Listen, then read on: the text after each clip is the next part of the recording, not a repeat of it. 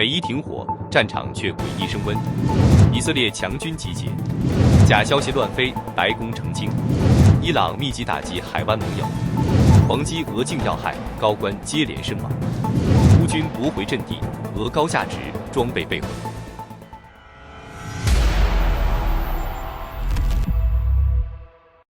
就在美国总统特朗普威胁对伊朗动武的最后通牒快到期前大约1个小时，美国和伊朗终于达成协议，同意停火2周，以换取重新开放霍尔木兹海峡。双方计划周五在巴基斯坦继续谈判。不过，黎巴嫩的真主党以及伊拉克民兵、也门胡塞武装等，实际上并不在停火约束范围之内。这意味着，即便美伊之间暂时降温，这些外围战线依然可能持续甚至升级。事实也确实如此，伊朗方面几乎没有任何停手的迹象，多枚弹道导弹直接飞向以色列中部，包括特拉维夫周边、拉马特干以及海法一带。更关键的是，这些导弹中还包括集束弹头，落地后形成多点爆炸，造成大量撞击点和人员受伤。空袭警报此起彼伏，城市进入紧急状态，这哪里像是在停火，更像是加码施压。以军明确表态，针对伊朗的军事行动不会停止，打击范围甚至还在扩大，从军事目标延伸到桥梁、铁路、石油设施以及与伊朗伊斯兰革命卫队相关的关键节点。意思很清楚，你嘴上停火可以，但战场上该打的一个都不会少。这就形成了一个极其诡异的局面，外交层面在谈降温，但军事层面却在持续加压，甚至比停火前更激烈。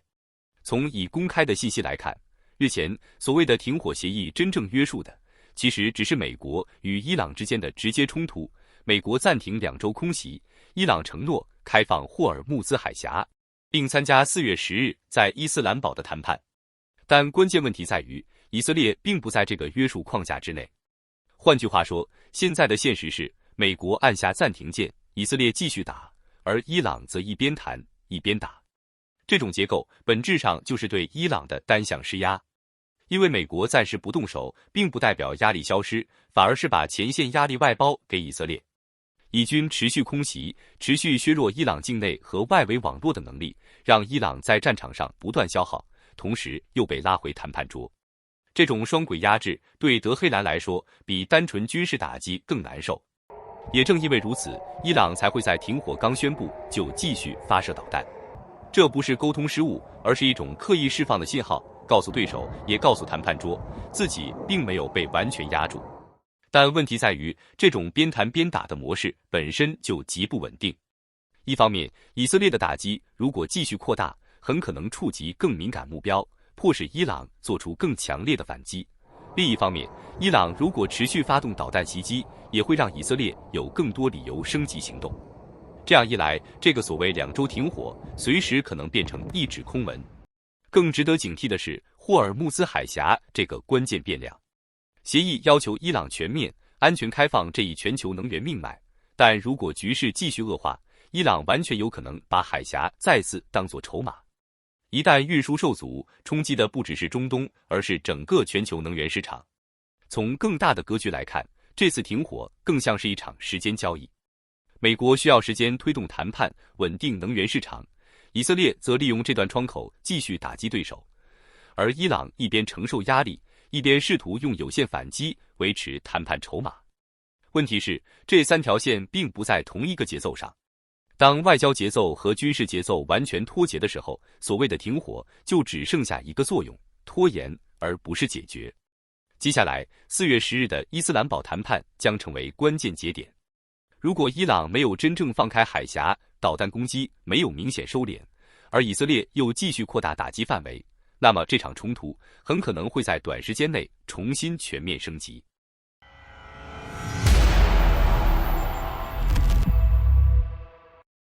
从近期的军事动向来看，以色列的部署已经进入高度警戒状态。北部边境持续增兵，装甲部队、炮兵以及防空系统密集前移，同时对边境区域进行严格管控，以防止火箭弹和无人机突袭。这种部署更多是出于防御与预防目的，而非主动扩大战事。与此同时，以色列空军对黎巴嫩南部的打击仍在持续，重点针对真主党的火箭阵地、武器储存设施及指挥节点，意在削弱其对以色列本土构成的直接威胁。如果伊朗敢对以色列动手，下场也是很惨的，这点他们应该知道。值得关注的是，伊朗方面威胁称，如果以色列继续攻击黎巴嫩，伊朗可能退出为期2周的停火协议。与革命卫队相关的媒体称，伊朗军方正在锁定目标，准备回应以色列对真主党的空袭，并将其视为违反停火。周三，美国副总统万斯表示，伊朗误以为停火协议涵盖黎巴嫩，但实际上黎巴嫩并不在协议范围内，美国从未承诺这一点。他强调，以色列已表态愿意在黎巴嫩问题上克制，以保障谈判顺利。如果伊朗因黎巴嫩问题破坏停火协议，将被视为不明智。白宫秘书莱维特也确认，黎巴嫩不属于停火参与方，这一点已传达给所有相关方。要知道，黎巴嫩南部的真主党长期被视为以色列最直接、最现实的安全威胁之一。该组织背后与伊朗伊斯兰革命卫队存在深度联系，在资金、武器以及训练体系上高度依赖伊朗支持。也正因为如此，黎巴嫩战线从来就不属于可以通过停火轻易冻结的范围，而是必须持续应对的安全风险源。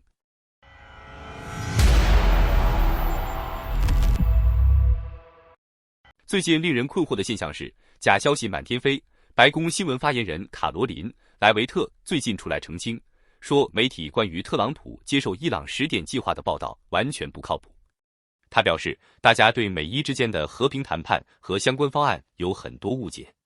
白宫透露，美国派出了副总统万斯、特使史蒂夫·威特科夫，还有贾里德·库什纳去巴基斯坦参加伊朗问题会谈。莱维特说，这次会谈第一轮是在周六上午举行的，美方期待能面对面讨论。至于伊朗最早提出的10点计划，莱维特直说，美方根本没理这个计划，因为根本不认真，也无法接受。所以媒体说美国已经同意，完全是误报。他还指出，被媒体广泛引用的伊朗国家安全委员会版本，并不是双方正式停火条件，也和华盛顿希望伊朗做的事不一样。后来，伊朗在压力下提出了一个更合理、更精简的新方案，这才是美方接受的谈判基础，但具体内容还没公开。莱维特说，特朗普和团队觉得这个新方案可以作为谈判起点，而且和美方提出的15点方案是对得上的。白宫强调，美国军队在前线的作战表现，也给特朗普团队提供了强有力的筹码，让外交谈判更有底气。谈到核问题，莱维特明确表示，美国不会允许伊朗继续铀浓缩。那些说特朗普接受了允许伊朗铀浓缩的所谓愿望清单，完全是荒谬的。伊朗确实表示愿意交出现有的浓缩铀，但具体细节还没披露。莱维特强调，特朗普总统的底线没变，伊朗必须停止境内铀浓缩。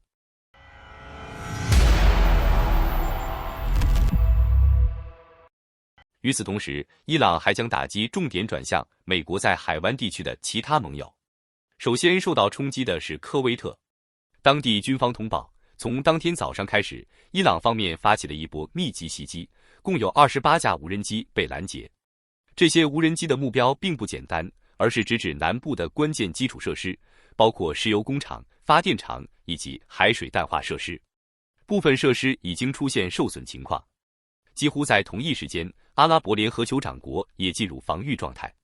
其国防部确认，防空系统已经全面启动，用于拦截来自伊朗的弹道导弹和无人机。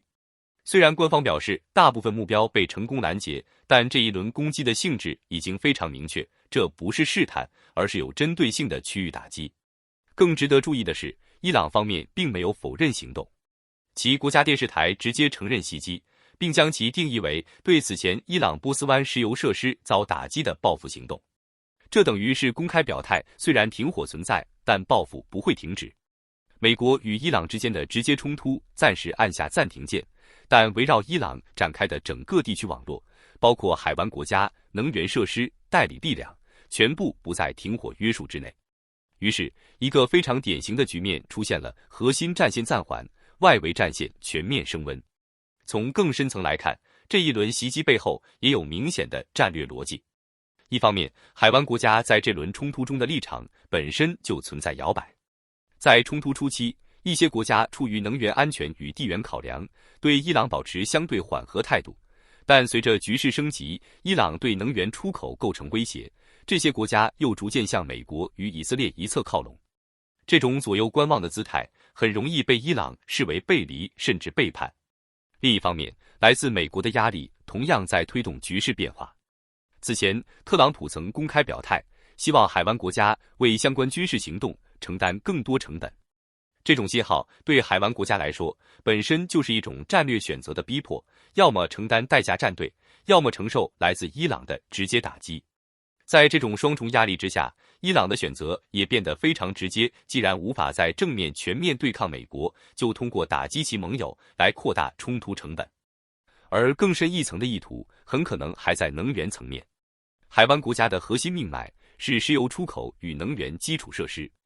一旦这些关键节点持续受到威胁，整个区域的能源供应就会受到冲击，进而推高国际油价。还有分析认为，如果只从表面去看，这种停火后仍开火的情况，似乎可以被理解为沟通失误或者命令传递不畅。但事实上，这更像是一种早已写好的剧本正在按部就班的执行。关键在于，伊朗的作战体系并不是一个依赖单一中枢指挥的结构。作为核心力量的伊斯兰革命卫队，早在多年前就构建了一套被称为马赛克防御的作战理念。这套体系的出发点非常明确，一旦最高层遭遇斩首式打击，整个国家的军事行动不能因此瘫痪。在这种设计之下，伊朗全国被划分为31个指挥区，每个对应一个省级单位，各地的革命卫队指挥官都拥有高度的自主权。一旦中央指挥系统失效，这些地方指挥官无需等待新的命令，就可以根据既定预案直接展开行动。也就是说，这并不是一个等命令再行动的体系，而是一个即使没有命令也会继续运转的结构。正因为如此，当停火协议宣布之后，部分地区依然发生导弹袭击，其实并不意外。这些行动很可能并非来自中央统一调度，而是地方指挥层按照既定战时方案继续执行的结果。对他们而言，谈判桌上的决定并不一定具备约束力。这也引出了一个更深层的问题：当前参与谈判的伊朗高层是否仍然具备对整个体系的有效控制力？从现实情况来看，这种控制力很可能已经被大幅削弱。因为马赛克防御的本质就是去中心化，让每一个区域都具备独立作战能力。在这种结构下，地方指挥官在战时拥有极高权限，甚至可以在没有中央批准的情况下直接发动行动。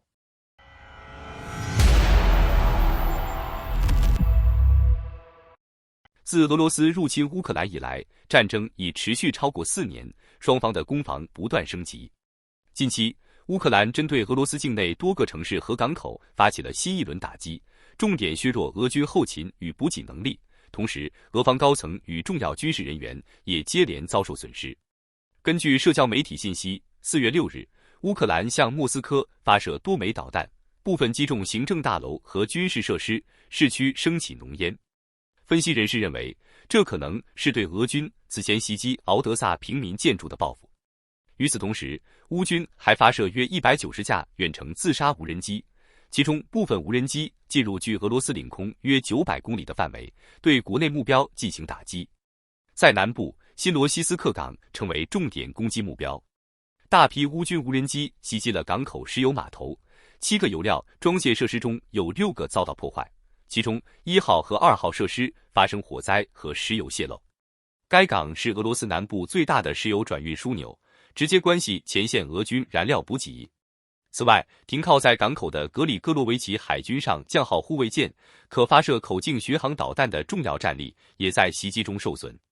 相关行动给俄军造成显著损失，当局仍在评估影响。能源方面，顿涅茨克州斯拉维扬斯克热电站宣布因安全形势恶化停运。作为当地最后仍在运行的发电设施，其关闭可能导致该地区电力供应受到冲击。乌军的打击还针对俄军高级干部和关键人员。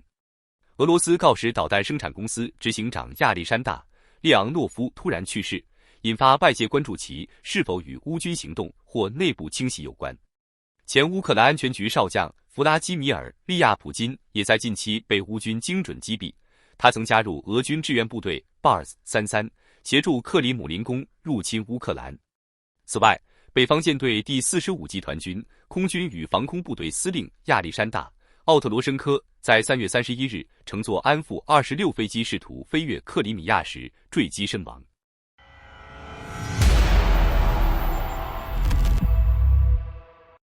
在乌克兰南部战线扎波罗热方向的冲突持续升温。当地时间4月8日，乌克兰军队针对俄军的重要设施展开新一轮精准打击，再次彰显无人机在现代战争中的关键作用。据诺尔报告报道，乌克兰部队使用 FP-2导弹无人机锁定扎波罗热俄军基地的一座大型机库，并实施打击。现场影像显示，无人机沿弧线飞行，命中机库后发生剧烈爆炸，浓烟瞬间升腾，覆盖整个基地。视频中，拍摄者显然受到了冲击波影响，画面中断，直至数小时后才恢复。爆炸造成机库及周边建筑严重毁坏，屋顶几乎全被摧毁，大量俄军装备估计在袭击中报废，俄方士兵只能在废墟中忙于清理。同日，乌克兰还利用 FPV 无人机摧毁了扎波罗热的一套铠甲 S1 防空系统。据悉，这套系统价值约1500万美元，原本能够有效识别并拦截来袭导弹，但在无人机攻击下被彻底摧毁。这类精准打击在俄乌战场上已屡见不鲜，显示出无人机在突破传统防空系统方面的优势。为提升防御能力，乌克兰方面也在积极补强自己的防空体系。其海军近期展示了瑞典援助的 RBS-15反舰导弹系统，这是该系统在乌克兰首次公开亮相，可连续发射多枚导弹，预计将很快在黑海战场投入使用。同时，瑞典额外拨款4亿欧元，支持乌克兰组建防空营，采购 Tridon Mk2 防空系统。该系统配备40毫米炮，主要用于拦截俄军攻击型无人机，射程可达12.5公里。欧盟的 EU4UA 援助计划第一阶段也初见成效，12家乌克兰军工企业获得资助补贴，其中防空和雷达系统研发项目被列为重点，以应对俄军对乌克兰城市的持续轰炸。此外，当地时间4月8日夜间，克里米亚东南部港口城市费奥多西亚遭遇数十架乌军无人机攻击。开源情报技术报道，多套俄军防空系统被迫彻夜高度戒备，在空中与无人机激烈交火，爆炸声不断。尽管俄方实施严格网络封锁，禁止拍摄现场，但仍有第一手画面流出。费奥多西亚燃料库首先被重创，火光闪烁，直至天亮仍能看到浓烟升起。紧接着，俄军基地附近也发生多起爆炸。在过去几天里，乌克兰对克里米亚的打击几乎呈现常态化。早前，乌军无人机袭击了基洛夫斯克机场，一架俄军安 72P 巡逻机被摧毁。这类沿海巡逻机虽然经过升级，但在面对乌军高频率的无人机打击时效果有限。统计显示，俄军在4天内损失的4架战机包括安 72P、苏34轰炸机、苏30战斗机以及安26运输机，它们均在克里米亚附近海域坠毁，反映出乌军打击频率和精准度持续提升。不仅如此，乌军还向俄占卢甘斯克发射多枚 FP-2导弹无人机，引发大范围火灾。此前，俄方宣称完全控制卢甘斯克，但乌军迅速驳斥，强调仍掌控若干关键定居点，并保持远程打击能力。